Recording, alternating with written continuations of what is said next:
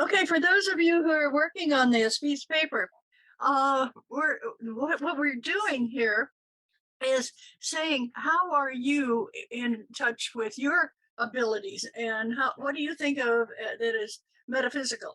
Because if you look metaphysical up in the dictionary, it just says it's about everything. It's there, it's things that you can see and not understand. It's things you hear and don't believe. Metaphysics is such a broad term. And I really wanted you to realize that your viewpoint in metaphysics is what is the most important. Each one of you is the most important in your life. And so many times you people say, oh, but my mother is, or oh, but my father is. But when you stop and really look at yourself, your life is going to be with you the entire time. And I know that sounds simplistic, but people don't believe it. People are always saying, oh, well, I can't do that because I can't pursue what I want to do because so-and-so won't let me. And when you get into metaphysics, you realize you're in charge. And that's why I wanted you to read this, because all of these are about you. And how often do you sit down and think about yourself?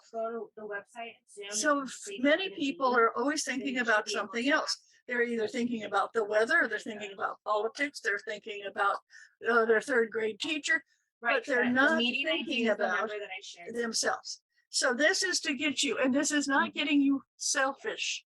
This is getting you into self-love. And looking at what do you want to do? It's not one of the reasons I put down, how do you get a spirit guide? I can try. Because I hear so many people say, if I just had help. And one of the things I'm going to be talking to you about in these classes is that each one of you has help. Whether you think it's a guardian angel, whether you think it's a spirit guide, whether you just feel its source coming through you. All you have to do is reach out because the help is there. And so many times people get confused and say, yes, but I hear this voice and it tells me I'm no good. Trust me, that is not source. That is not a spirit guide. That is something either you picked up, like you might have picked up something that's negative. It could be something that as a child you were told and you're repeating it to yourself. But whatever it is, I want you to realize that negative thoughts are not spiritual, are not spirituality. And every time you have one of those negative thoughts, say, I reject you, I reject you, I reject you. Why am I saying it 3 times? 3 times, whether you're talking about the triple goddess, whether you're talking about Father, Son, and Holy Ghost, whether you're talking about the triple around the fires that the Native Americans did. Triple is very, very holy. So anything that comes up and you go, I don't want to think about that. That's just so scary. I say, I reject you, I reject you, I reject you. You sometimes want to say, I release you. You just don't want to handle it right now. You do the same thing. I release you, I release you, I release you. And start looking at ways you can make your life happy every day.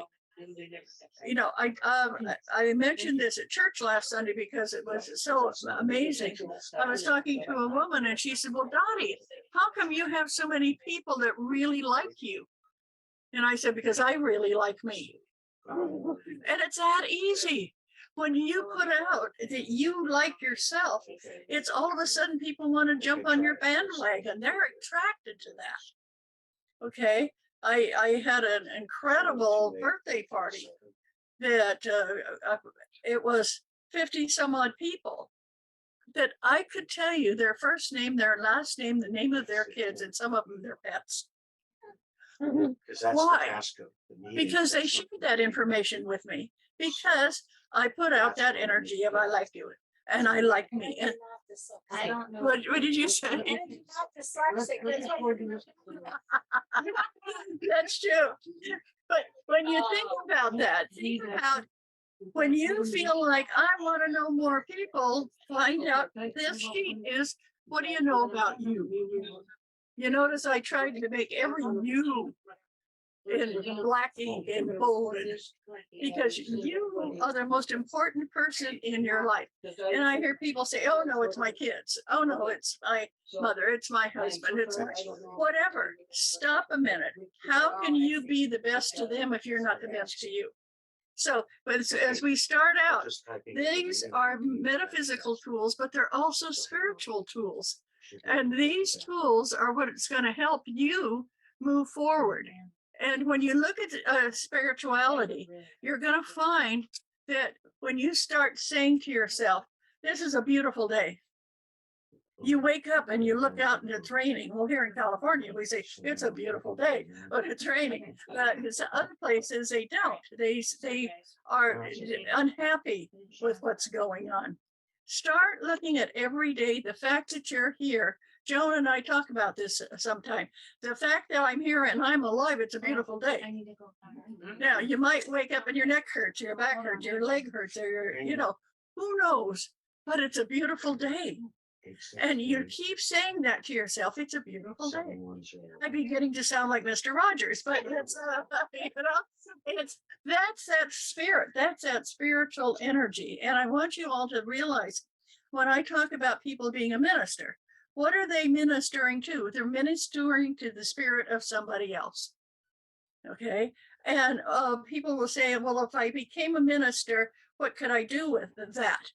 And I made a whole list of things you can do. And one of the things I've done in the past, I'm not doing now, was jail ministry. Yeah, because amazing when you go into a jail just to talk to people, and you meet some of the neatest people. A ministry of going to a hospital and talking to people. One of the things I found during this pandemic is people couldn't get in to see their loved ones. And when I said I'm their minister, they said, oh, Reverend Dottie, yeah, we've heard about you. Why don't you come in? Not that I walked into the room, but I was able to get into that sacred area of hospitals by saying, I'm a reverend or I'm a minister. So when you start looking at why I started out with the spirituality and the metaphysics is so that each one of you realize that's where the study of anything starts, is with you. Okay. And when we go through here, you have a lot of pages to take home. This is your folder to take home and look at some of the things. Now, so what happens when you wake up and you aren't all excited and rainbows about life, but you wake up going, yuck? Anybody ever wake up and go, yuck? Then when this basic metaphysics, that's in the next page, says, visualize a shower of light pouring down over you like in a shower of water. You're feeling yuck because you're dense. Mine's white, yours isn't. And it says basic metaphysics on it, Christine. See it? Yeah. And so what happens is you bring in that energy, you bring in that light, visualize energy pouring over you. And you can get it so that you can start seeing rainbows, but all of these things are positive. Christina, did you get a folder? Yeah. And realize that anytime you feel the opposite, you just feel exhausted. Get into water, whether it's a warm bath or whether it's a shower, whatever the water, but make sure it's a little bit warm so it doesn't shock you. And just relax. Sometimes lavender helps relax. You'll find out when you feel I'm worthy of taking a break. I'm worthy of treating myself to relaxation. Find a way that works for you. I used to always use Epsom salts. I don't know if any of you have used Epsom salts in the bathtub, but I found it dried out my skin. And so I would get the Epsom salts, get relaxed, get out, and have to put lotion all over my body, then be all slippery. And it just didn't work. So I found that visualizing the light made me feel just as relaxed as getting into the warm water with Epsom salt. So start looking at how you're going to do it. Balance is a great way to bring yourself back into your body. And how many of you have ever felt out of balance? And you know what I'm talking about? You wake up and you feel like you stumble out of bed. You feel like nothing's going right. You burnt the toast. You ran out of coffee and you feel that nothing is ever going to get in balance again. And when you have that type of energy all around you, you send out waves. You wake up in a day that you're out of balance, you're going to find that the car won't start. You'll find that when you get to the light, it's always red. You're going to find it's like you put out this energy and this negative stuff starts happening because you're out of balance. So anytime you wake up, you just feel out of balance and out of sorts. Find ways and your own ways to get into balance. Uh, with me, I like to utilize affirmations. How many of you affirm for things? Yeah, yeah. I was just Susie. You wish the computer would work. Okay, that's an affirmation. But think about setting the four corners for your home, for your car, for anything. And so you call forth angels. How many of you believe in angels or have seen angels or felt angels? Yay, you've got it going for you. I mean, that's what you want to do. And you do it. You call forth the angels of the four corners. And Michael is Corky's warrior. And when she's doing depossession, she calls in Michael the archangel to come help people get depossessed with her hypnosis. Now, Gabrielle. Okay, many of you have heard of Gabrielle. Gabrielle is what my guide, Ma, we'll talk a little bit about Ma. Ma says that Gabrielle is a female archangel, and this is a female archangel. And he said, do you think that Source would just put male archangels on the planet to support everybody? Well, Catholics say. We're not talking about religion, not spirituality. Okay, and but think about that. I love Kuan Yin. Many of you have looked and seen Kuan Yin. What a beautiful statue! What a beautiful person. Kuan Yin was born male, and this is our very first identity with a trans angel. But Kuan Yin was born male. Looked around and said, they need some female representation on this planet, and became Kuan Yin. So we have this thing of, and that's why I always want to talk about Gabrielle instead of Gabriel. So when you hear me saying Gabrielle, you go, I know what Dottie's talking about. The earth, Mother Earth. And that's very, very strong. Ariel is air, Uriel is water. And as you go more into your spiritual or metaphysical studies, you're going to find an archangel that you can feel energy just by saying their name, seeing their picture, feeling, and you see what happens. You've heard about using ground or to ground yourself. And grounding is just that. You put your feet flat on the ground. Sometimes you take your shoes off and you go to when you go to the beach and you walk through the sand and you feel so much more calm because you're getting grounded. The greatest thing about the beach is that's the sand that has touched the feet of everybody around the world. Think about it. All of those beings, all those spirits whose energy you're walking on when you walk on sand. It has been broken up from every continent and moved. And that is why it feels so empowering and relaxing. So use that. And when we get grounded, it also keeps that balancing I was talking about. So using water, ground, air, angels, all of those to keep yourself together. So you're feeling good about who you are and where you're going and what you're doing. Now, many of you want to say, well, I just want to visualize my life being well. I want to have ways of taking myself into a deeper meditative state. Do visualization of a cord that drops from your backside, from your tailbone, drop it through the earth and go all the way down to the center of the earth and see there's something there for you to turn it to. Meaning you can turn it around a tree, you can put it around a rock, but in your head, visualize that cord. This thing of cording is talked about all the time. And that's one of the ways to get yourself stable, to get yourself connected with the earth. Protecting yourself, once you start learning how to protect yourself, people can't take your energy. I don't know how many of you have ever gone into a concert or gone to the airport or gone somewhere where you're exhausted afterward. It's because as you walk through, you let people take your energy. That's your energy. That's like letting them take your jewelry. Okay, it's your energetic force that you're just letting it flow away. Start protecting yourself with all these different ways.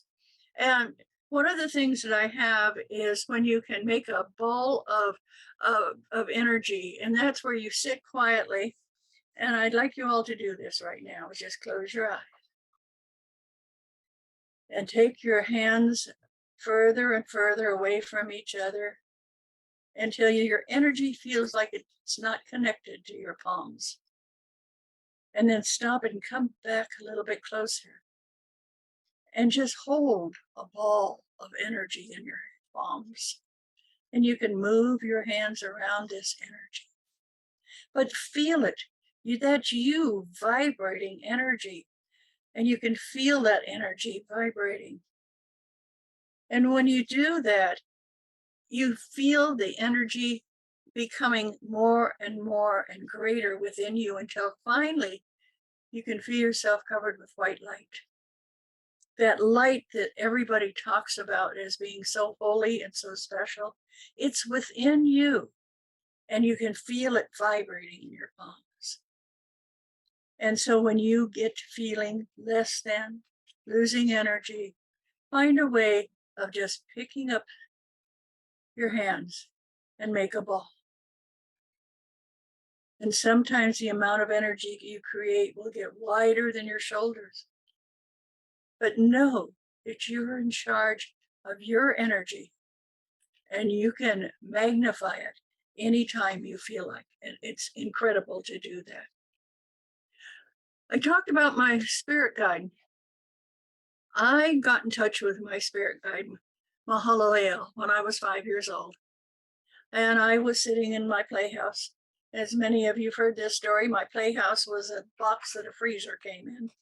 It was in oh, my guide has a male sound, but that's okay too.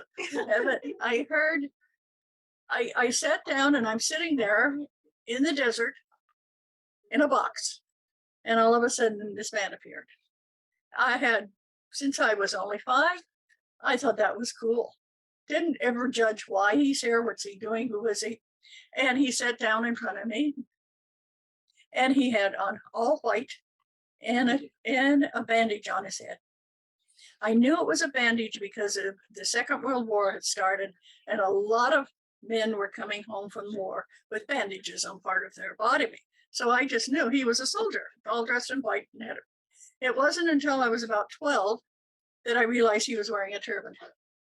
And at that point, I said, "Ma, you're wearing a turban. Are you Hindu?" And he said, "No, I'm Sikh." Oh, okay. And we'd had this great communication for all those years. But what happened is I realized he had a past. And then he started talking to me about his past. Mahalalel, Mahaleel, or Leal, different places or different things, is a very unusual name. And that's why at 5 years old, I started calling him Ma, M-A-H. And it wasn't until my 30s that I was taking a class and we were reading the Bible. And I looked and I'm going, whippity, whippity, whip, and Adam and Eve, and I'm just going along and all the, my Mahalalel. Now that doesn't sound like a Hebrew name necessarily. It doesn't sound like a biblical name. And I said, "Ma, you're in the Bible." And he said, "Yeah." I said, "Well, who are you related to?" And he said, "Well, let's just say I was, Adam was known to me as a relative, but the one I liked was Methuselah. He was quite a character. He was my grandson." So when you look in the Bible, you look for Mahalalel, you'll see that he lived a long time.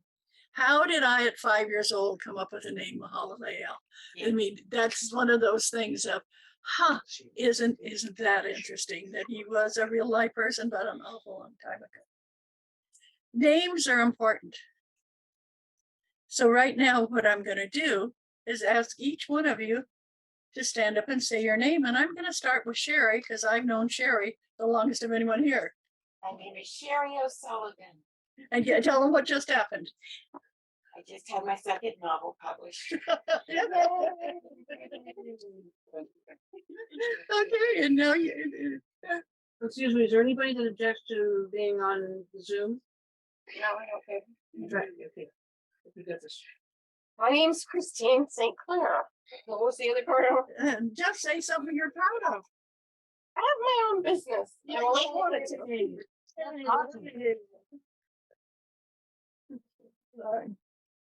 I'm Lauren Cooper. Decided to start the ministry program. Okay, thank you. Yay! I'm Amanda McClure, and I'm excited about the ministerial process and becoming the minister I'm supposed to be. Yay, Right. thank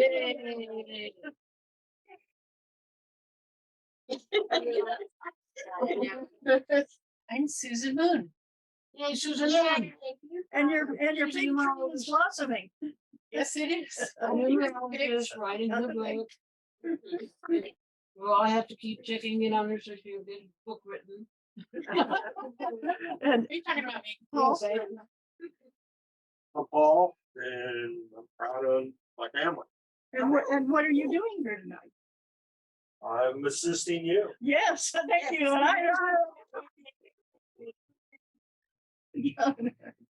I'm Joan Stutz, and I'm assistant daddy. it takes a village. Because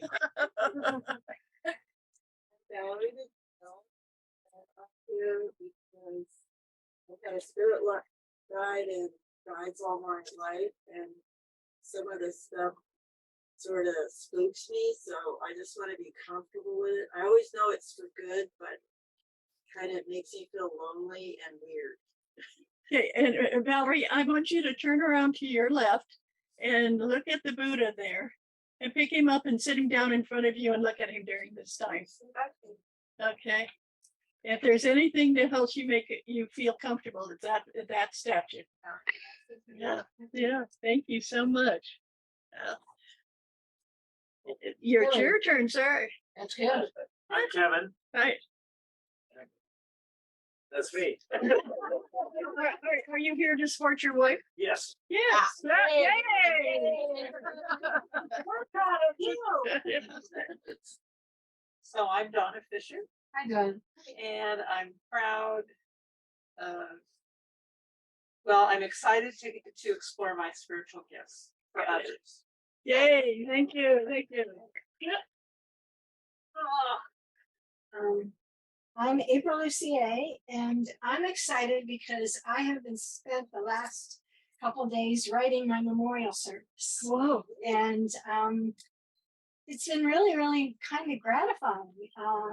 And I didn't think I'd feel that way. So Oh, good. Okay. Yay. Yeah. I'm Christina Curris, and I think I'm most proud of being a mom. Yeah. Oh, can I tell a story about Rosalie? What would you like me to share? So Got lots of stories. at the party, Rosalie is not quite 2, and she was. You'd give her $1 or I gave her a 20 because that we were dropping money for the band, and she'd go, yay! And she'd run over there and turn around and applaud, and it was so cute. She was just so full of life. Everybody kept saying, and who's that little girl? So being proud of having another beautiful little girl is a wonderful She is so cute when her dad gives her money to put in the Sunday in the basket, and she prays over it. She is awesome. And for those of you who watch Zoom, you can hear her in the background because she runs around and we have a wooden floor at church, and she runs around and she giggles, and it's so great. Yeah. Hey, Corky. Well, my name is Corky, and I'm very proud of what we're doing here as far as the classes and stuff like that. Proud of you guys for being here. And we've got, oh man, we've just got so many great classes that are coming up. And I'm proud of the fact that when we have our next class, this is going to be fixed. I'm pretty proud of myself for that. Proud. Amazing now. Yeah. Oh, and people are coming in now, so it's whatever these guys have done, I'm proud of them. Thank you. And because if you ever miss a class, we'll have it videotaped so that you can see whatever you weren't able to see before. So this is important. And I'm proud of Dottie because she has so much to share and she's still willing to do it. Yay! We see you down there. Yeah, we do. The dust. What are you all proud on of? Stepping the floor. We only have 3 in. I don't feel like assuming the decision. Let's see. So I'm in. You're in. There I am, There you are. talking to myself again. I'm just pixels on the screen. Yeah. So I'm Ed. And I was going by and I changed Dottie's flat tire. So other than that, I don't know what's going on there. Oh, well, glad you're here. Yeah. Yeah. And the tire's glad you're here. But Yeah. no. But isn't it interesting that everybody has a different things in their life and things to be proud of. So think of that. And some mornings you might wake up and you're just, as I said, happy to be alive or proud to get going in life. When April was talking of doing her memorial service, I was going to have surgery done many years ago. And I decided I was going to do a last will and testament in specific bequests. So I went through and gave things to people that I knew would like them. I had a friend, Aaron, that I gave him my hat collection. I had, some people I gave jewelry, some people I gave some artwork, and I was going through, well, I ran out of things to give. So it was 3 o'clock in the morning, but What did I get? you got some jewelry. Oh, cool. Yeah. So it was 3 o'clock in the morning and I'd run out of things. So I started giving things that Corky had and things that my husband had. I figured I'm going to be dead. They could find it out. But those people are going to be so glad they got it. It was one of those things that every once in a while you sit and go, you're really weird sometimes. But that idea of preparing your memorial is not sad. It's not like, oh my God, I'm not going to be here. It's, oh, this is so interesting. I wonder who's going to play this song, or I wonder who's going to do this, or I wonder who's going to do that. When I was in college, I was an art major in college, and one of my instructors was building her own coffin, and she said, it's one of those things that I feel like I need to never finish it, because when I finish it is when I'm going to use it. Use it, and so she was working on that thing the whole time I was in school. That was a long time. Okay, so what we're starting out with is the metaphysical. What each one of us has done is talking about some of the metaphysical things that we're talking about, some of the things we've done. But this class is called MS, Metaphysical, Spiritual, Ministerial Studies. So it's an MSMS. So if you see anything up there, say MMSMS, that's what we're talking about. Because when I started this out, I thought, well, some people might want to find out how to become ministers in a year, and it would be great. And then I thought, wait a minute, let's make it more of a spirituality thing, because Universal Church of the Master is a spiritualist New Thought church. And so I thought, well, that's something that I can work with. And I started out, for those of you who hadn't heard my story, I was baptized Episcopalian, raised as Methodist, went to Presbyterian school, became a Catholic, and I was that for about 5 years. And then my folks went on to become Baha'is. And then my mom and dad got divorced, and my mom married a fellow who was Jewish. And so for me, it's all of these were wonderful people. There wasn't anything different. It was just they were different. Okay. And then I started getting an interest in the ministry, and I went to Science of Mind Church, and was excited about that, and became a reverend in that church. And then the person who had ordained me was asked to leave the church, and I was so ticked by it. I decided I was going to find another New Thought spiritualist church and became a UCM minister. So it's like because she was an amazing, amazing woman. And also, interestingly, when I was just 12 years old, living in Lancaster, California, I was babysitting for a friend of ours because my parents had gone to hear a speaker. And they said, Dottie, we brought the speaker back. Oh, and we're all going to have gingerbread with whipped cream. Okay, I could get it behind that. So I'm in there chopping this gingerbread and this spray. Believe it or not, they had spray then.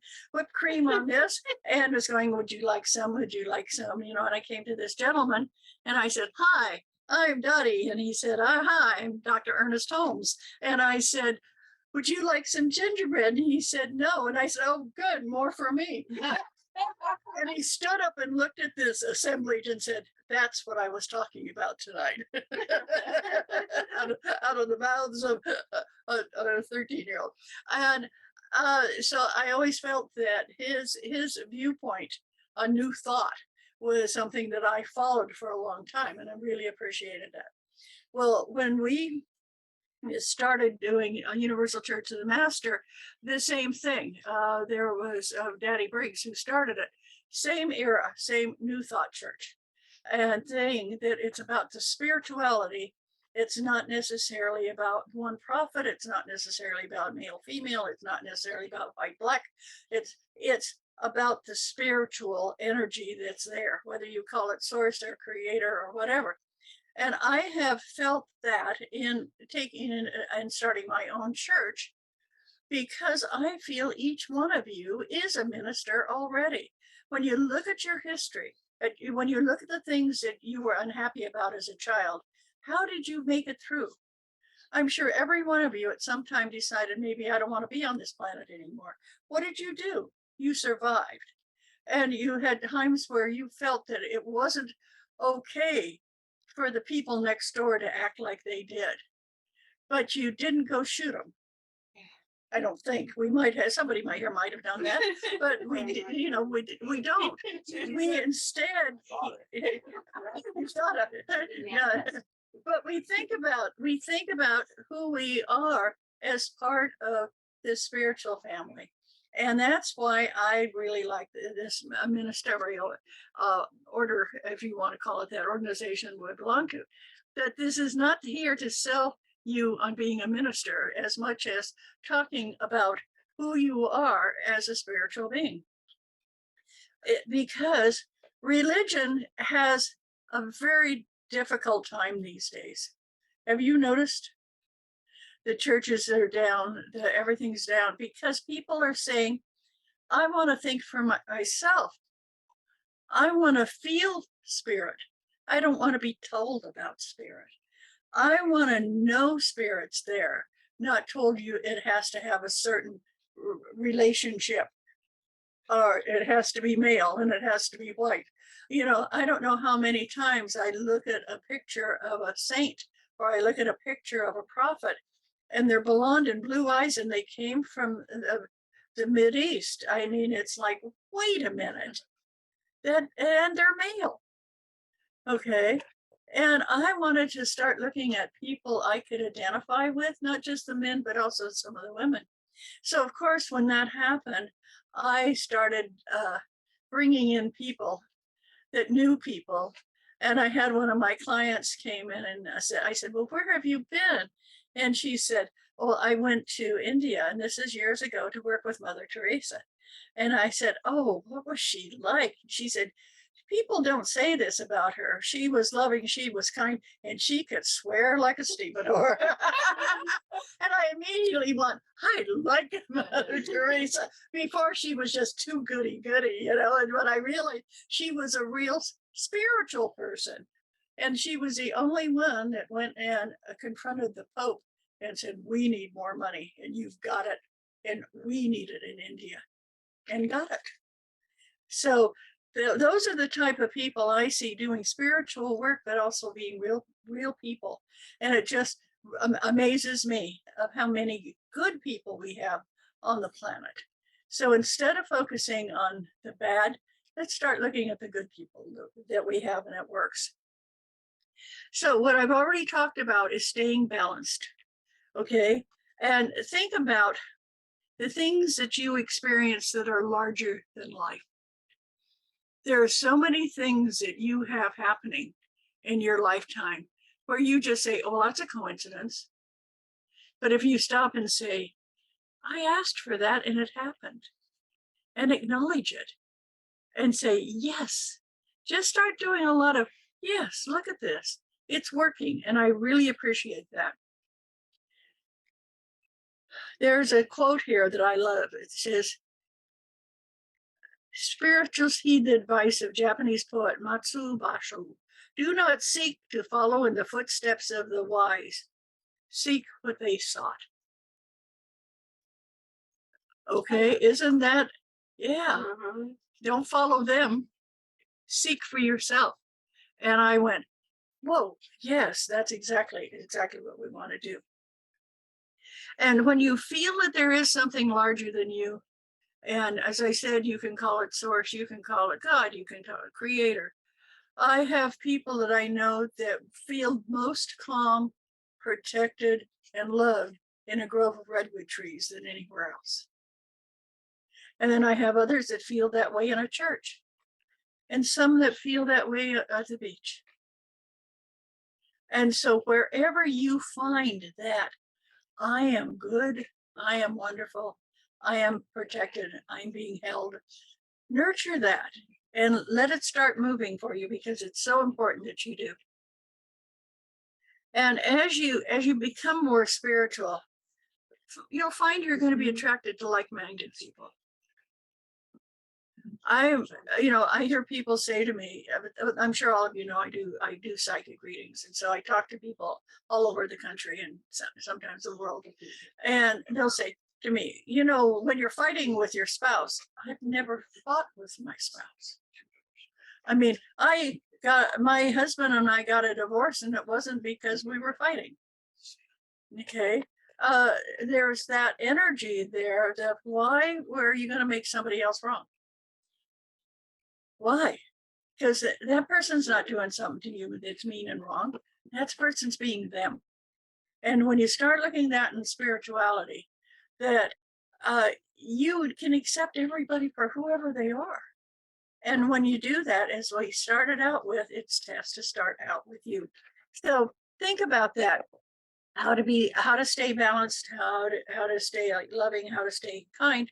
And we're going to do a lot of more work on that, but we have amazing speakers coming up. Amazing. And for those of you who hadn't gotten the appendix, everybody should have received their syllabus of the classes. And the classes are listed at the very first of in your folder. And if you don't know who's going to be teaching what, I have an appendix here, and this is the instructors that we have that are going to be teaching classes. And Sherry, if anybody hasn't seen one of these, you want to raise your hand and you can have one. And the quality of the speakers is incredible. Yeah. And they come from all different walks of life, and they have a lot of interesting things to say. So know that these classes are going to go on. Today is free. Today is just hey, how are you? We'd like to get to know you better type classes. And then we're going to be going on to all sorts of different things that different people are going to be talking to us about. And every time you wonder, well, what's happening? You're on our email. So we're going to send out an email note letting you know who's coming in, who's going to be speaking next. Okay. And so you have the appendix, and we'll send you a little write-up about them, about who they are and what they're doing. Classes are going to be $15 a piece or 2 for 25. Or if you want to buy the whole year, it's $200. And that is a bargain. And so if you want to, put it on your credit card. And at the end of the year, if you decide what I would really like to do is go into the ministry, that's fine. That's what all these classes are geared to. And I have so many different things that we're going to be talking about, but mainly it's the people that are going to be giving talks that you're going to hear a lot about. And you're going to find out what their viewpoint is on spirituality. Okay. Now, how many of you would like to learn more about becoming a minister? Anybody else? Anybody? Okay. You have an orange sheet and it says roles and duties of museum minister. And I put down all the things that you could do becoming a minister. After a year and you become a minister, then you can go on and take classes and become ordained. The only thing different as an ordained minister, you can marry people. That's it. But what you do for the second part, and it's going to be 6 months after the year, you're going to learn about every other religion. It's very religion based of why do the Hindus do what they do? Why do the Jews do what they do? We're going to be talking about, so when somebody calls you in the middle of the night and wants help and solace, you don't say, like I had somebody say to my father-in-law who was Jewish, and he wasn't feeling well, and this woman came and said, well, Jesus will protect you. And my stepdad said, I doubt it. She was horrified, went away crying. And so, but because as a minister, a spiritualist minister, you want to be able to go in any situation, whether they're dying, they're just very sick, they've lost their husband, they've lost their child. Any of those reasons that you want to be there and bring solace, is you want to be able to talk their language. And if you speak another language, volunteer to help with people in this country that are speaking another language. I think that must be so horrendous. We're having a conference coming up on the 10th, the Universal Church of the Master Conference. And our speaker at that conference is Reverend Dr. Richard Jalusich. He got COVID in Mexico and was intubated. And he was in the hospital for a month and did not speak Spanish. And his wife was unable to come in and see him, but she could talk to him on the phone.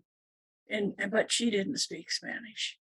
And he's going to talk to us about how, when he was in a coma, he found the spiritual support that he needed during this period of time. So I think it's going to be really good. If anybody's interested in attending the conference, let me know. But there are so many different things that are going on as a minister where you don't realize that once you proclaim you're becoming a minister, you're always asked to say grace at Christmas dinner. Think of the times that people say a prayer, and they'll say, oh, there are Reverend Boon's here. Would you please say a prayer? And you have to be prepared. So that's one of the things you're going to learn in these classes is, how do you say a prayer? How do you say something meaningful to make other people feel better? Okay. Instead of, thank you for the food we eat, something that, because a lot of people, that's the way they were raised, with that calming, those words that are they're not condescending words, they're words of praise and very positive. So you're going to be doing some of that. Preaching. Everybody I talk to says, but I don't want to preach. Wait till you get your taste of it. And you get up there and you look, and there are all these people looking at you, and you say something a little funny and they laugh. It's kind of like the way a comedian must feel the first time they go on stage, because you're talking to these people and they're listening to you and they want to help you. When you say this is my first service that I'm preaching, I've never had anybody say boo, get off the stage. They all say, okay, Dottie. And so think of that, that being able to preach and being able to go places and let people know that you have a clerical title, okay? And also counselor. One of the things that you're going to learn as you go into your ministry, whichever that is how to listen. People say, oh, I gave counsel. What did you do? Oh, I mainly listened. That's some of the best counseling you can do, is just listen. People, when they're in stress, people, when they're going through difficult times, they need you to listen, or maybe just hold their hand. But don't hold somebody's hand unless you ask them for, if you can first. Have any of you had that where somebody says, oh, I'm so sorry, and they grab your hand and you feel like, yuck. Grab my hand. I don't know where that hand's been. You know? No. So what you want to do is, as you become a counselor, we're going to give you some counseling tools. How do you work with people? How do you make them feel at ease? Okay. And so there's a lot of things. Now, for those of you who have the same, what do I want to say this? I don't know what it's called, but calling, I guess, to do psychic stuff. We have so many ways that we're going to help you get in touch with your psychic abilities. We have people that are going to talk about how to see auras. We have people that are going to talk about hypnosis. We have people talk about meditation. We have people that are going to talk about past lives.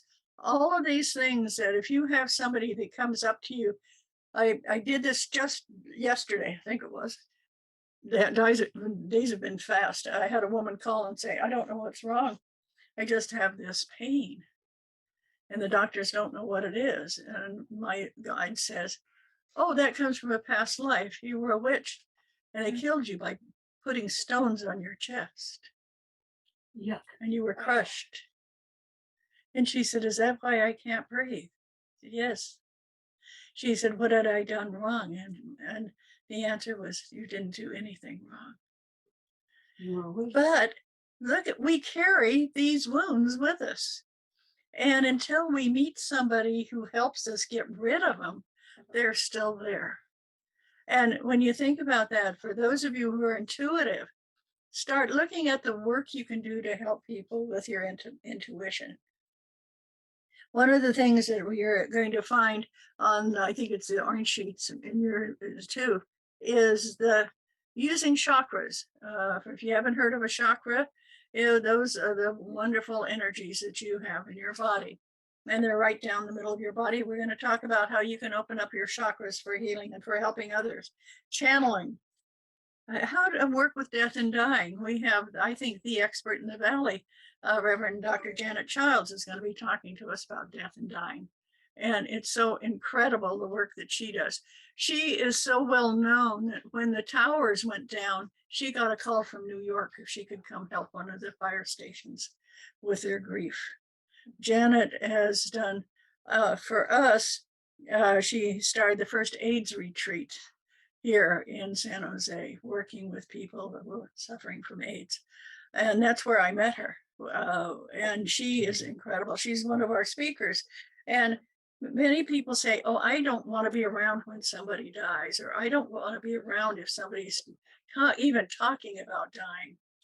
Well, then stop and say, what is my concern? And don't do it.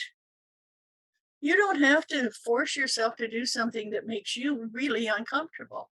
There's always somebody you can ask. And this is one of the things about these classes, is you're going to get to know people and you'll say, oh, I know who can do that. I know who's good at hypnosis. I know who's really great at being intuitive.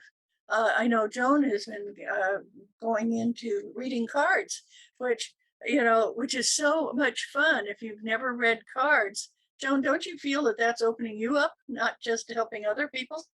Oh, yeah, I've had lots and lots of fun doing that. Yeah. And other people are having fun watching me Helping.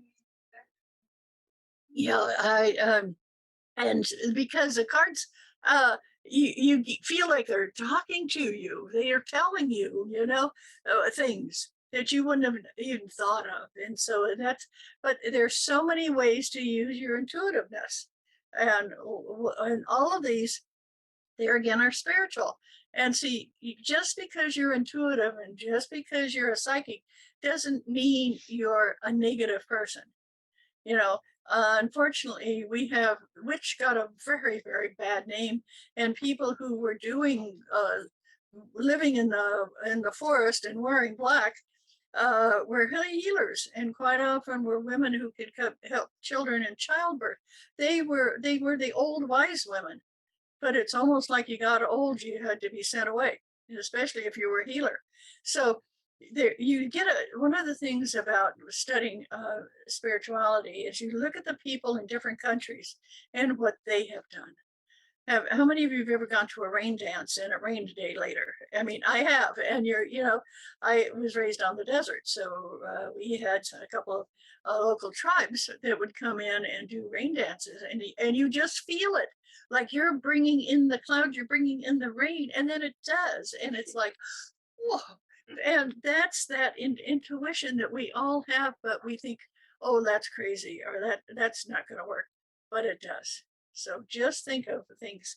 We're also going to be talking about the aura. I've been an aura reader since I was as far back as I can remember, because now that's when I was a Catholic, okay? You'll hear about all these things when I was some religion, and I would sit and look. And when the priest would talk about God, there was a golden glow. And when he talked about sin, it got dark. And I often wondered, what's that all about, And then I realized I was seeing his aura, and that's the way he was feeling. And he was presenting that. So we're going to be doing auras, and so that each one of you can see somebody's aura. And when you see the light around them and you can watch it change, you go, oh, there's more here than we can really understand. And yet I'm doing it. I have the ability to do that. One of the people that we're going to talk about, and I put in here as a suggested book, is Many Lives, Many Mansions by Dr. Brian Weiss. And he is a hypnotherapist. And he was hypnotizing a woman who had a lot of trauma.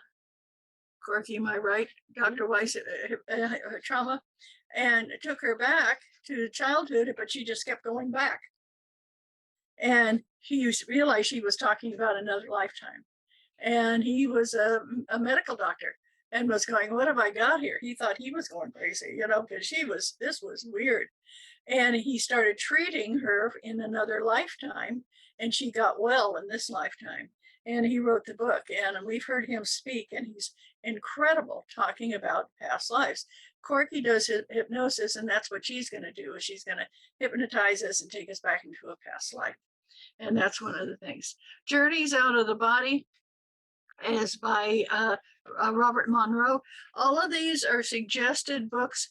You don't have to read a single book for this class, but if you get interested in a topic, there's some really good authors. A lot of these are old time, kind of started the whole thing type.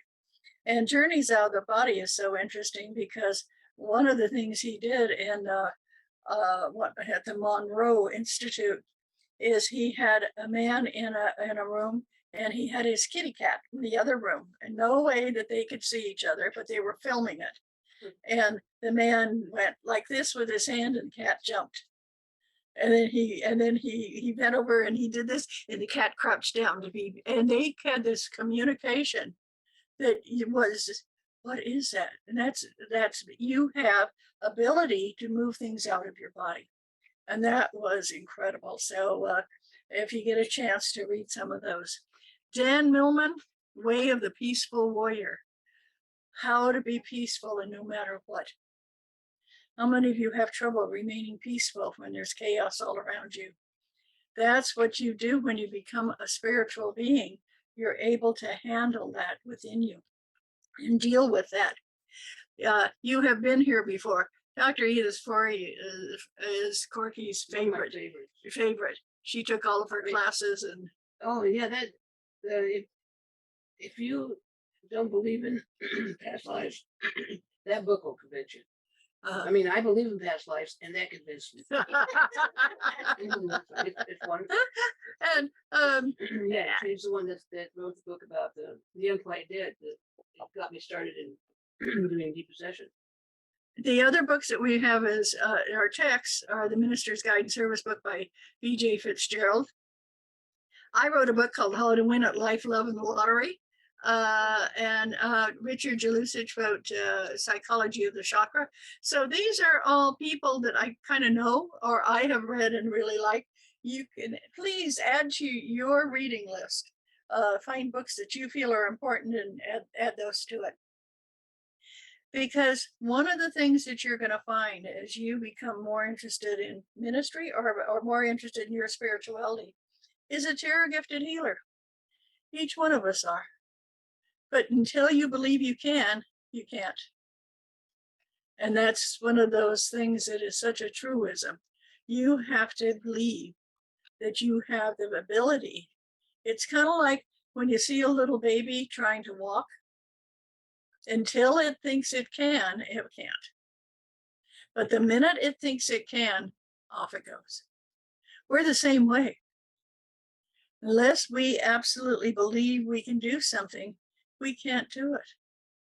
So start looking at, if you feel like I can never be happy, start today. Be happy about something. Okay.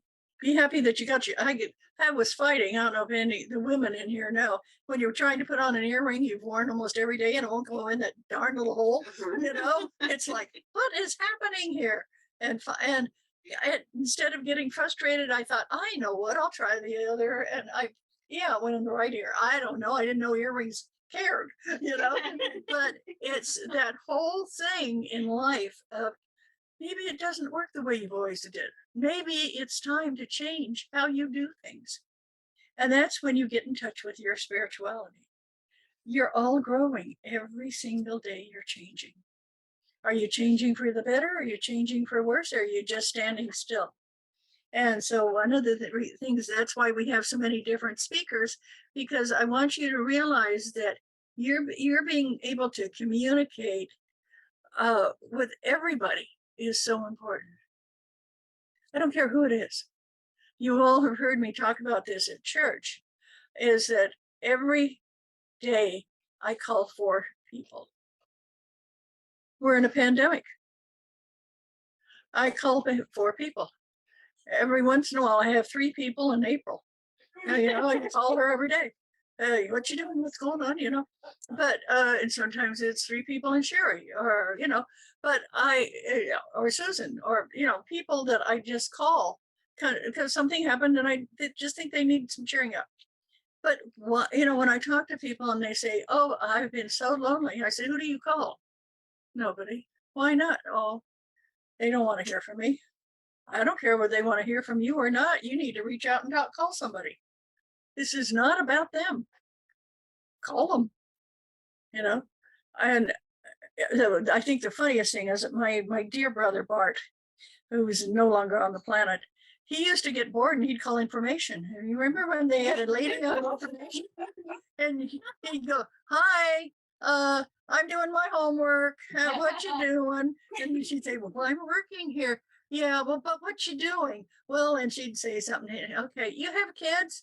"Well, yeah, I've got to go. I'm at work." "Okay, I'll call you tomorrow." And so we'd come home and say, "Well, Bart, what happened today?" "Oh, I talked to information." And one day he got a call. He was in high school by then. And that information lady called him to tell him she was retiring and she had so enjoyed talking to him. You know, his whole career better was listening to this little kid just calling information. And that reminded me of, don't wait and say, they've got to call me. Call them, you know, call them and talk to them. when we talked about having these classes on doing all of this work that we're doing, it's to help you find out what your spiritual gift is. And if you know, it's to help you make it larger. It's to help you increase it. And Joan has a spiritual gift called money making. We refer to her as a happy millionaire. And she works with money. Okay. And I don't even know Christine that well, but I bet you work with color. Yes. Because every time I see you, you have beautiful clothes on. The color, it just shines with you, you know? And so, and it's that thing that you look at people and you go, oh yes, I know. Yeah, if you could raise your foot that high, I'd have you show the whole congregation there. Okay, be that way. Look at her shoes when you leave. But it's there you go. It's amazing when you get asked to do it. But the thing is that, but isn't that fun? You're a little bit embarrassed, but it's fun because you know you've got good looking shoes on and being able to share it with somebody. So think about that. And when you feel like you want to say something, say it to somebody. How many times have you walked by somebody and they were so well put together? You think, wow. I always say something. Love your dress. Oh, great outfit. Like your hair, you know. I met a gal and her hair was 13 different colors, I swear. It was a little bit of red and a little bit of orange, and a little bit of green, a little bit of pink. And I walked by, I said, I love your hair. And she said, oh, really? I said, it reminds me of a sunset. And she said, that's my favorite time of day. Just with this, oh, you know, I didn't have to say that, but she looked like she needed someone to say something nice to her. So think about that. What did that cost me? Nothing. Yeah, and if she had said, shut up, wouldn't cost me anything. I'd say, okay. Okay, last Sunday, I talked about at church the power of the word okay. And for those of you who weren't there, I'll share it again because it was so impressive. I was in my old office and it was in this winter time, so it was cold and it was dark. And I was sitting there all by myself. And this man roared up to my open door and said, Doti Boon, you're a no good son of a bitch. And I said, okay. He said, well, you know, what I mean is, I don't like what you told my wife. And I said, okay. He said, well, you know, it really wasn't that bad. I said, okay. And he said, do you think you could do a reading on me? And I said, okay. What happened there? I heard him. I didn't make him wrong. I heard him. And I found that listening to people is the best thing you can do spiritually because everybody has a story. Some of the most horrendous stories you've ever heard. But don't buy into the pain. Let them talk. Instead of saying, oh my God, that's horrible. Oh, that's awful. You must have been. Just say, oh, yeah, and be listening or they'll stop. You know, so as a counselor, find your listening skills. Find how you can. Sometimes I will say, may I hold your hand? But always ask. Sometimes you just say, what is it you want to talk about? And just listen. Or if you have something to say, ask, is it okay if I tell you my story? But this is the one thing about ministers. You need to find a way that you can listen. Ministers do not make a lot of money.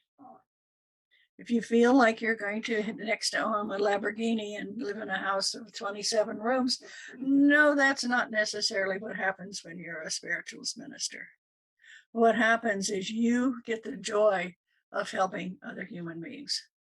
You get that, that is your reward. Okay, but when you're a minister, you can write a lot of things off.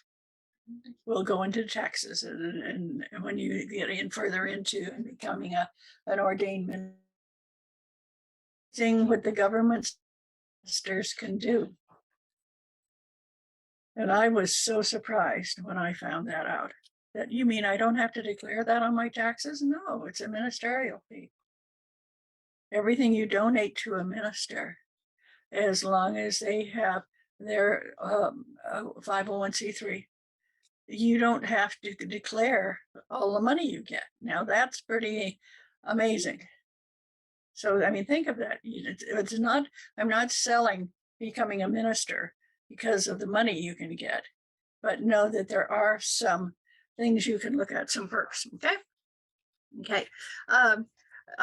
And how many of you like leading people? How many of you consider yourself leaders? Yeah. And own it. You know, if you've had kids, you're a leader. You know, if you've had a job where you had people talking to you, you're a leader. If you've been a teacher, you're a leader. If you've been a nurse, you're a leader. Instead of saying, oh, no, I can't do anything, you say, yes, I can. And because that's what you want to be. You want to be a spiritual leader, and you want to start looking at how you can help people and what you can do for people. And there's so many things. There are just so many things that you can do. Okay. We have church groups. You could, as a minister, have people come to your house and do studies. You could do a study book. You could find books that you want to read in conjunction with whatever you're looking for as a spiritual work. And what I like doing is I like looking at other religions, not because I want to be another religion, but because I want to know what other religions really say, not what's being said. I don't know if that makes sense to you. Because, you know, and the minute somebody quotes the Quran, I want to read the Quran and find out what it really says. When anything that people are saying, I want to find out what it is and what the background is. So I'm very lucky in that in the Center for Creative Living that we have people. We have a couple of people that follow Muhammad. We have quite a few people who are Jewish. We have quite a few people who work with the goddess. We have people that I can learn and find out more from them. And to me, that's wonderful because they're on a different spiritual path, but they're on a spiritual path. When if you decide you want to be a minister, what you can do is you will have access to this library. This is an incredible library of books. They let you take them home, and they prefer you return them. Corey said she preferred if they kept them. I'm the president of the museum. They've got a lot of books they're going to do something with, but they have a wonderful library. The main person who donated these books, he passed away, but he was a professor at a prestigious university that we forget the name he was in charge of the religion department. His name was anyway, so some of these books, I don't know where else you would even find them. Yeah, I know. Yeah. Or from the Roger Corliss Library. Yeah, look, Roger Corliss was the person who designed the UCM logo, in fact, and it's all based on religious iconology. You know, like the cross and the. No, so let's turn to that and look at the very first. It's under the paperclip.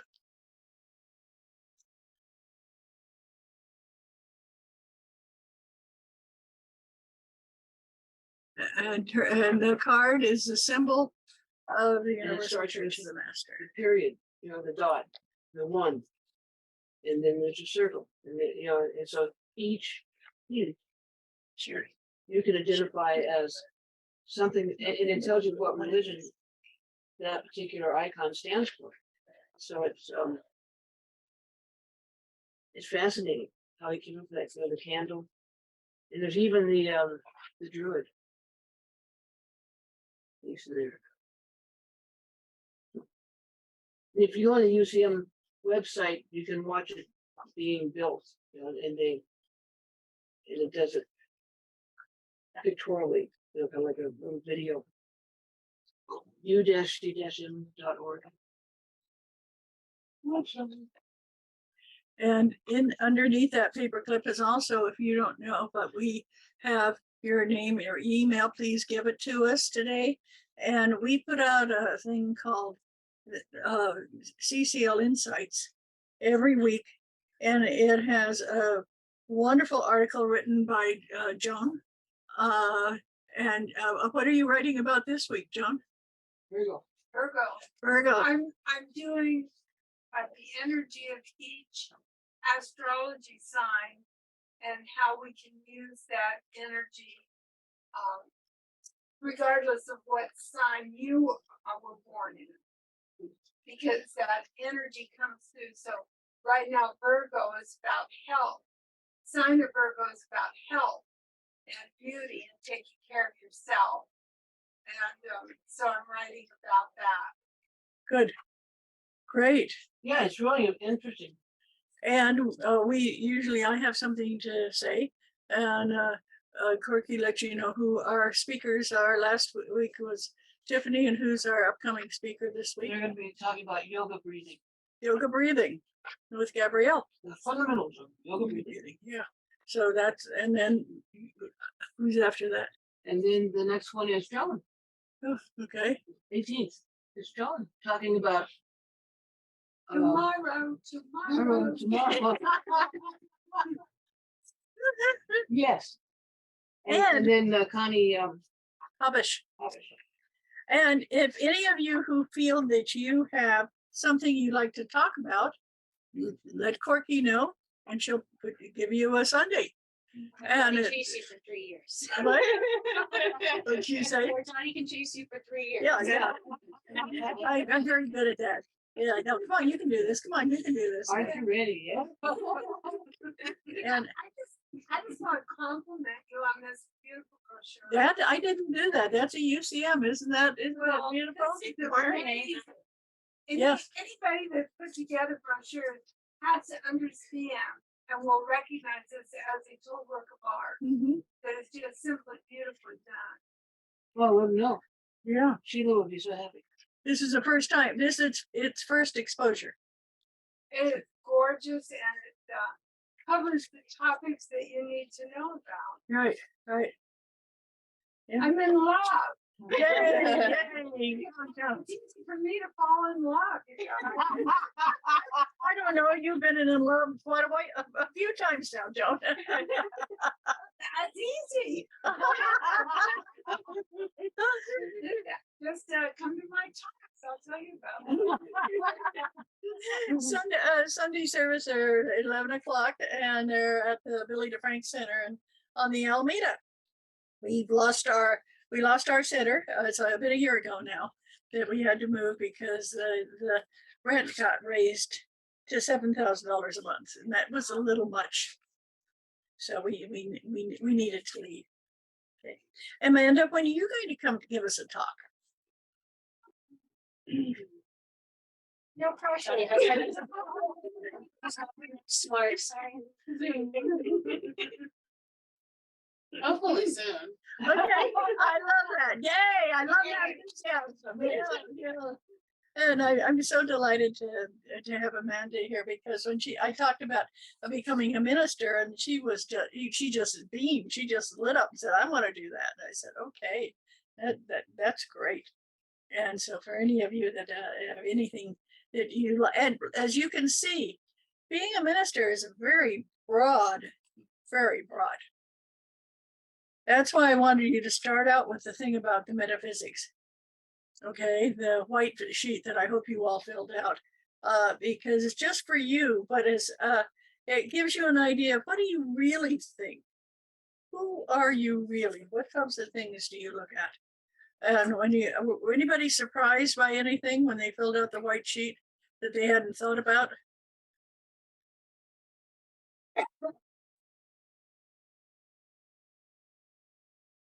I like 13. And what is it? When do you know you're enlightened? Yeah. I want you to let me know, answer that question. Most people say when I die, I'll be enlightened. And my spirit guide Ma says that's too late. Enlightenment means when you realize how wonderful you are. That is the enlightening of you. You don't have to wait until you die. Oh, I'm enlightened. Yes, You know. I say you are. Good. We now have Paul the Enlightener.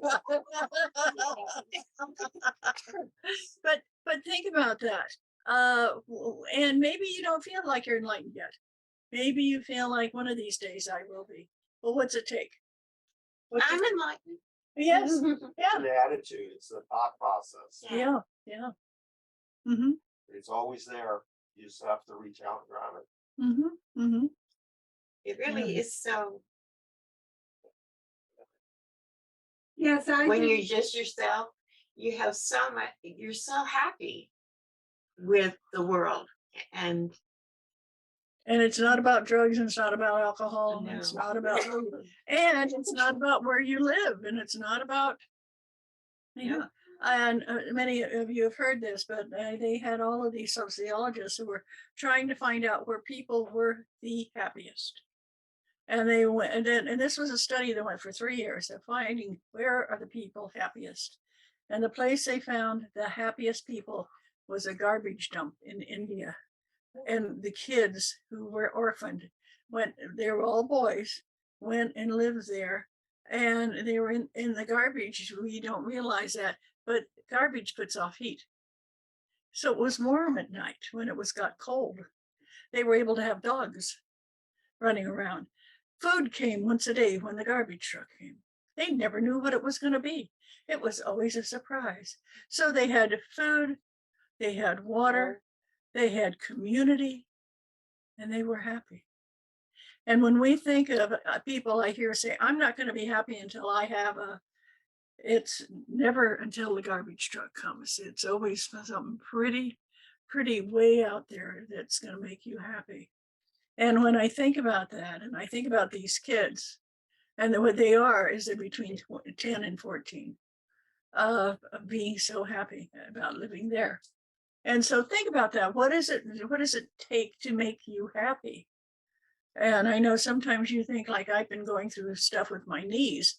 And when I walk, my knees hurt. And I think I'll be happy when my knees stop hurting. And I thought, no, that's not true. By then, probably my shoulder will not be doing well, or I'm not going to be, The whole body's. yeah. Don't do that, Dottie. Don't say, yes, when this happens, I'm going to be happy. Be happy now. You're a happy person whose knees aren't working too well. And that works. So think about being happy instead of chasing it. And I think you're going to find there's so many different ways that you can do that. Okay. Now, this folder that I gave you, this is yours. Please go through, read things, and bring it next time, because next time you come, we're going to punch holes in it and put it in a binder for you. So you will have your own binder. Yeah, get your own binder. Yeah. And if you ever want to get in touch with me, my phone number is all over everything here. And these classes are supposed to be fun, educational, spiritual, and honoring. Because how many times do people sit and honor you? Every day if you let them. Every day if you let them. Say to yourself, I deserve to be honored. And it's not I deserve to get $1 million, or I deserve to be honored for who I am. Because each one of you is a child of the Creator. And so honor yourself. And that's one of the things that we're going to be doing too, is finding that little niche that you need to have maybe filled up that's not working, because that's where you feel sadness. I mean, there are times when you wake up or you at the end of the day feel lonely and sad and upset and angry, frustrated. There's no reason to. Find that little niche that has all of that stuff, and let's get it out of there. Keep telling yourself how wonderful you are. What does it cost you to tell yourself you're wonderful? How much would you pay somebody to tell you you're wonderful? You know what? I'll do it for free. Anytime you feel less than, give me a call. Say, Dottie, I don't feel good today. And I'll say, what's going on? And you'll find that when you start doing your ministry, you're going to have people calling you with a lot worse problems than you ever thought you had. And if you haven't had some problems, how could you identify with them? How could you help them if your life was perfect? But in you making yourself perfect, when you making yourself, you feel like, oh, my life is great. Things happen, things change, things work. Okay. And it's amazing how many times I talk to people and they say, oh, you know, I'm always using these people that call me because I have such interesting people calling me. In 2019, going into 2020, I got a call from one of my clients who lives in Wushan, China. And I said, what's going on? And he said, well, there's this silly flu going around here. The government has said we're going to be contained. And I said, you're contained? What does that mean? He says, oh, that means we have to stay in our apartment and we can't go outside. And I said, what happens if you go outside? He said, you get shot. And I said, they can't do that. And he said, Dottie, we live in a communist country. You don't realize the freedom you have to do what you want to do there.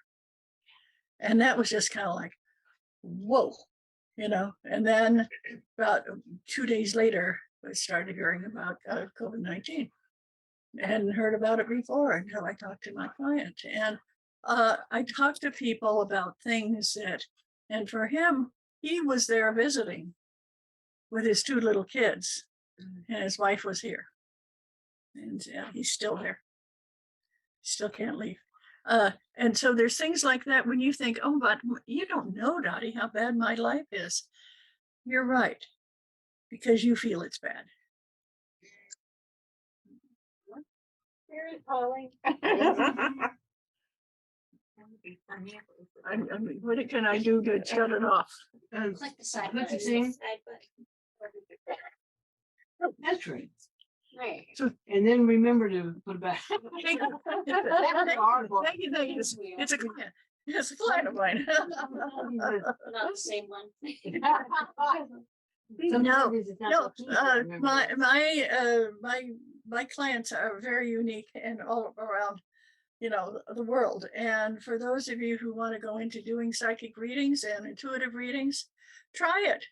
And try it with somebody who's not a friend or family member. Okay, because you lean on what you know about them. Think about it, you know, if you have one of your aunts or uncles that say, oh, you're a psychic, well, you read me and you know she's got a bad leg in her and she's divorcing her husband. Well, what's the first thing you're going to tell her?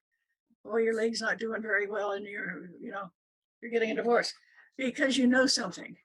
So you want to start doing readings. And I mentioned Scout Bartlett. He and I started out together and doing fairs. And we used to have such a good time because neither of us knew what the heck we were doing, but we sure were meeting interesting people. and then went on, and I was on the radio for 9 years, and he was who followed me on the radio. And so it was just so fun to watch somebody grow as I was doing the same thing. And it's an interesting career because every day I'm talking to people I've never met, and my guide goes through me. So when I do a reading, I was talking to a person and they said, Dottie, remember me? And I said, no. And they said, well, you know, I said, I'm sorry. I don't remember people, and it's intentional because I'm a channel.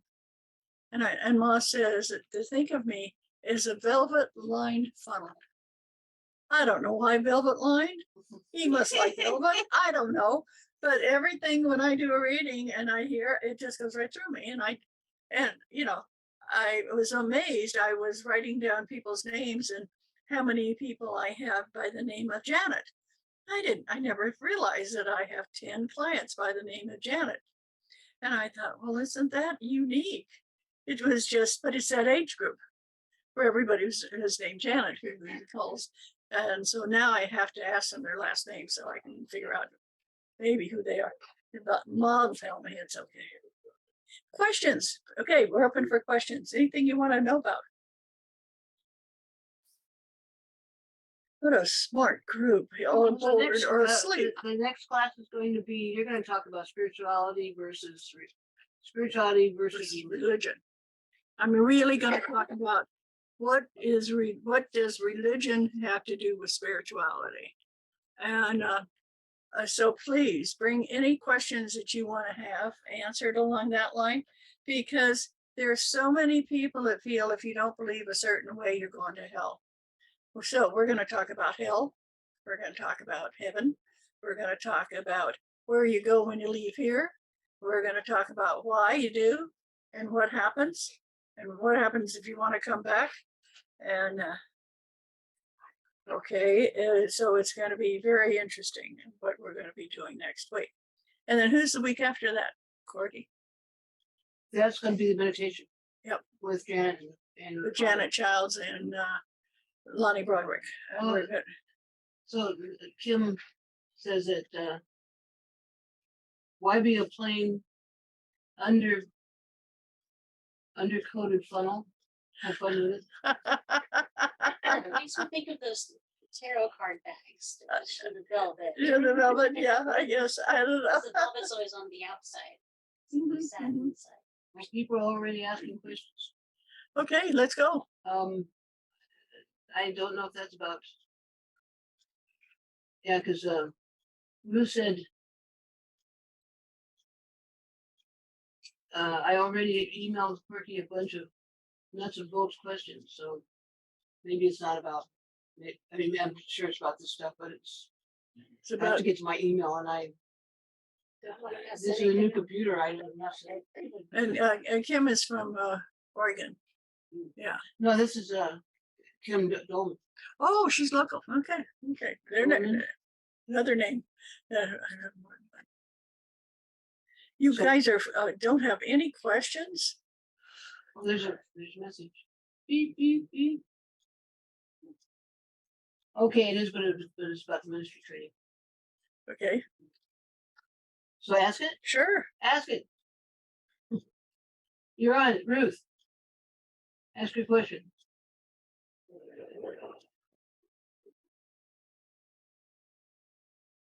Where am I taking?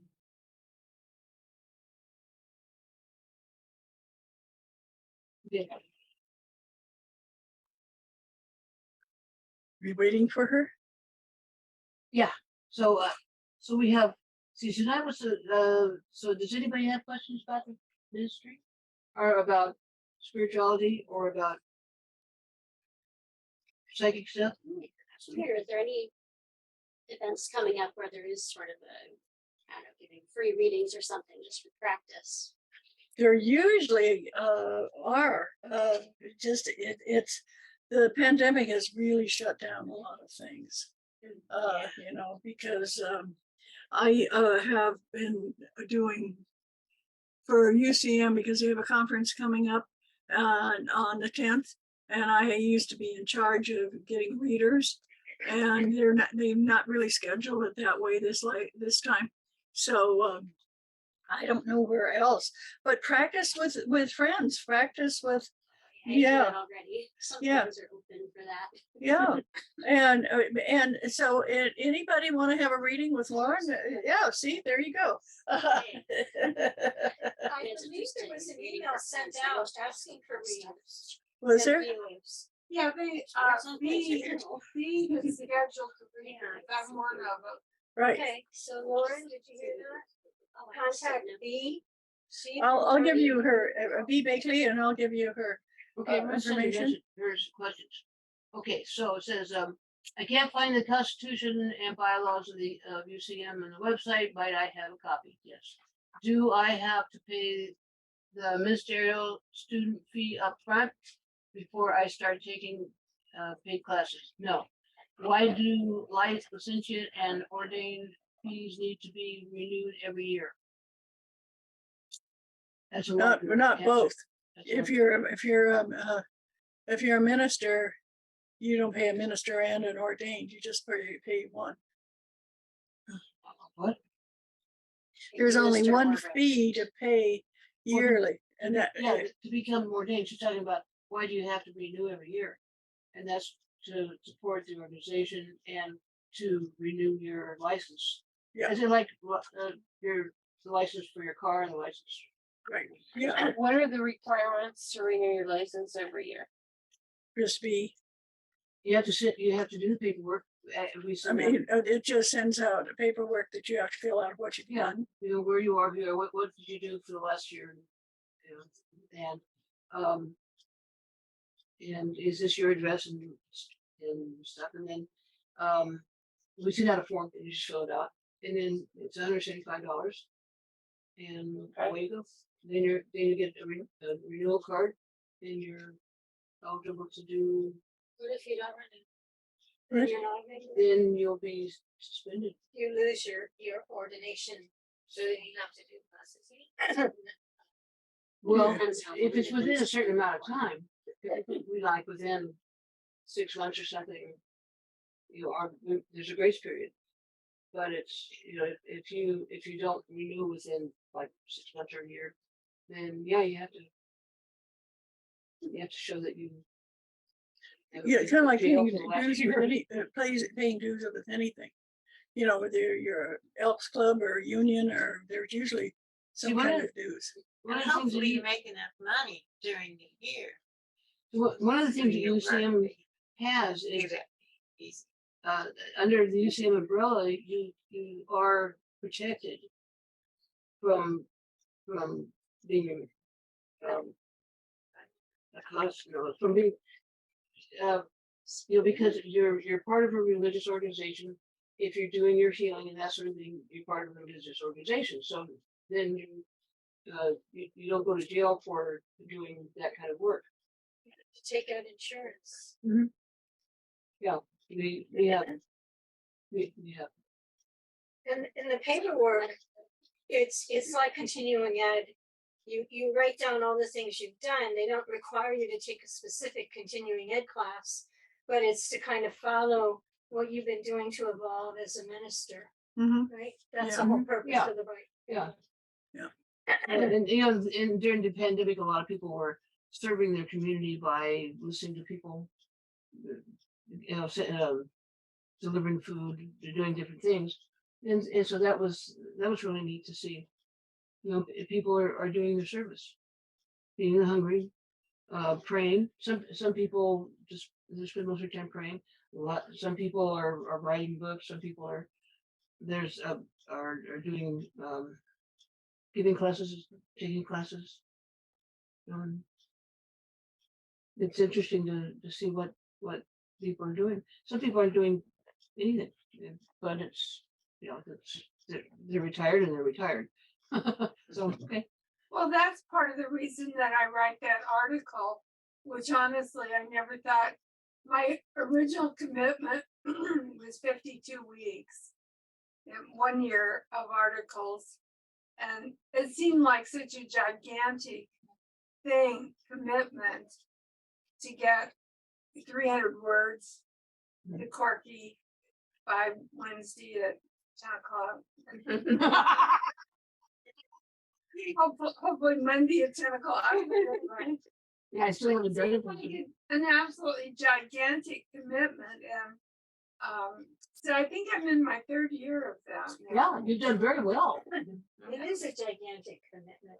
Yeah. Well done. Thank you. Yes. And I've had so much fun doing it, and each year I've taken on a different theme. Mhm. And this year it's astrology, and so that's been interesting because I haven't thought about astrology for a long time, and all of a sudden I'm thinking about astrology again, and so I'm having a lot of fun doing that, and it's been very rewarding. Good, Yay, great. good. It's been wonderful to read too. So that's great. Okay. So if you skip payment for a year, does that mean you are no longer licensed? You can call the office and make an arrangement. Go on hiatus. You know, but if you just don't talk to anybody, then they'll just assume you're not interested anymore. And Ministerial student, let's get back. And if you get, okay, what if you already know something that's being taught? Example, there is a class on the intro to Reiki, but I'm already a Reiki master. Good. And it's kind of feels like cheating if you just go to a class and have it count toward hours to become a licentiate. So No, Well, just, maybe all it's you, and, I put that in here. All you have to do is write me a paper. For me, write a paper and tell me about it. Tell me about Reiki. Tell me about past lives. Tell me about, all we want to know is that you've looked at it and you know something about it. And, you Yeah. absorbed yeah, some of the information you absorb some of the information, exactly. and you can blurt it out. Yeah, yeah. Hopefully So- better than that. Yeah, right. Now, the understanding is to expose us. And my experience has been the work continues. It's not like, oh, check that off, I've learned all about that. It's more about as you go through your time as a minister, things will come your way and will broaden and add to what the basics you're getting from the classes. Right, Is that right? right. You know, right, right. it's an interesting thing, learning to be gracious, learning to be forgiving, learning to be just Patient. patient, yeah, and in gratitude. That takes time. That takes a lot of time to unwind what the way you were taught, you know, to get even or to make sure that you know you do this to that person before they do it to you, and you know the things that you were taught to be able to make it in the world. And you don't have to be like that. You can be kind, you can be generous, and you're going to be just fine. And that's so you have to not only be taught, but to start following it, to start living it. And then pretty soon it becomes part of you so that then it feels forward to do something else. You know, when I'm driving, if for some reason I get mad at the car in front of me, it's like, where did that come from? Because normally don't do that. I don't mind lines. I don't mind traffic. You know, it's just Well, there's and, yeah, so many things to think about. I can do all kinds of things in my head. You know, it's existential. and what I do, if somebody pulls out in front of me, I just say, bless you. I don't want to say damn you, because if I say damn you and they stop right now, what happens? You know, I would really say that. yeah, I always say, bless you on your way. Whatever crazy thing they're doing with their vehicle, just bless you on your way. And it works for me. And you can find some other way for it. These are all spiritual tools. These are tools of how you can become more spiritual so you really appreciate who you are. You really like you. So Ruth had another question, and her response was yes, yes, yes. I love writing papers. And then the next one is answered another question. So ordination, being ordained because I so want to be Reverend Renant. It's not being given priesthood power. It's simply legal power and legal protection. Right.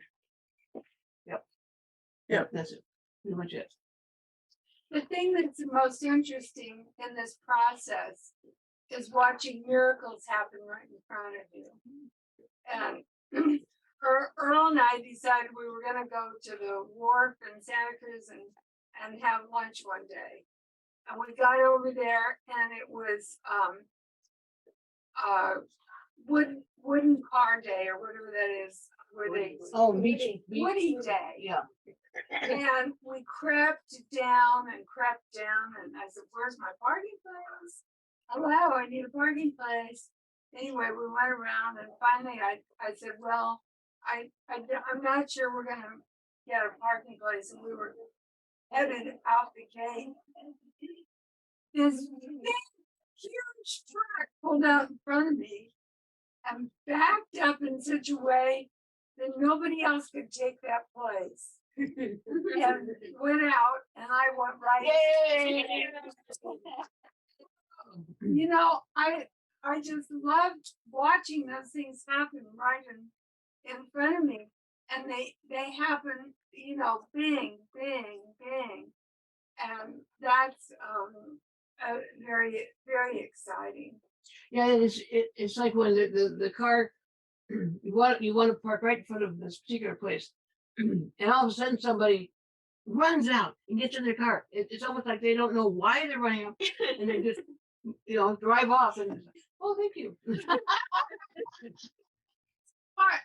If you are not practicing parking places, that's one of the first things. Yeah, 101.